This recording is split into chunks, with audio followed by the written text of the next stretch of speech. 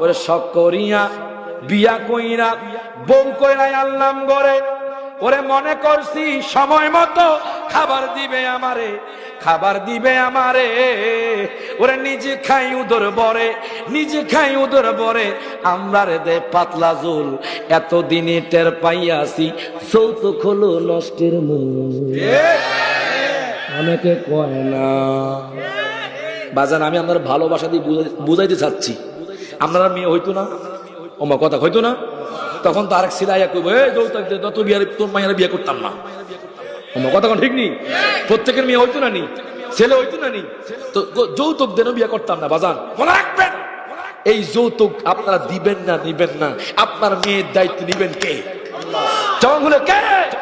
আল্লাহ ওয়া খালাকনাকুম আজওয়াজা, আমি জোড়ায় জোড়ায় সৃষ্টি করছি, মারহাবা কোন? তো চিন্তা কিসের? আমার মেয়ের জন্য আল্লাহ জোড়া রাখছে, মারহাবা কোন? কেউ আইলে কথা ঠিক না?